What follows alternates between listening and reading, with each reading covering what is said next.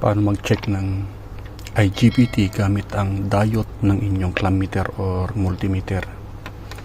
Ang gagawin nyo lang, idol, is nandyan yung ating symbol at ito yung ating gate, collector at saka emitter. Ipapaliwanag ko lang sa inyo saglit. Makikita nyo kasi ito, diode symbol ito. Ganito yung diode symbol natin. Yan, arrow, tapos meron siyang, yan ang diode symbol natin. Tapos dito sa side nito, ito yung kanyang positive at ito man yung kanyang negative. So nakikita nyo nandun yung kanyang negative, therefore yung collector natin is negative. Negative o yung symbol na negative.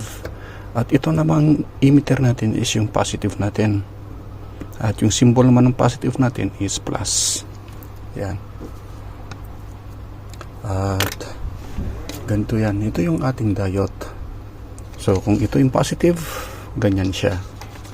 Lahat ng black na nakikita nyo is yung kanyang positive.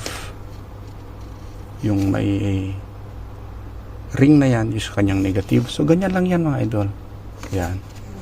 So pag testerin natin yung ating diode, yung negative naman natin sa yung positive, pag ginanyan natin siya, magkaka-reading tayo. Ito yung forward bias na tinatawag.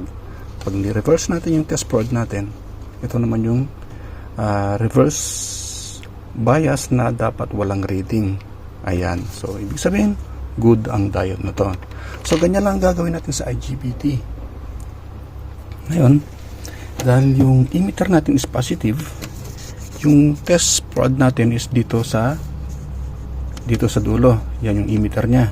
And then yung negative ng ating multimeter o clamp meter, ilagay naman natin sa C na yung kanyang collector. Kapag ginawa natin ito yung forward bias nya. Pag forward bias, meron tayong reading na makukuha ay 0.4 volts. So good pa yan. Pag ni-reverse naman natin siya, ibig sabihin reverse bias siya. Pag reverse bias, dapat walang reading. Ito, good ang ating IGBT. Ngayon punta tayo sa bad na o shorted na IGBT. Once again, emitter positive, collector negative. Kung nakikita nyo, nagkaka-reading kaagad tayo. Ayan. At ang may measure natin is a shorted.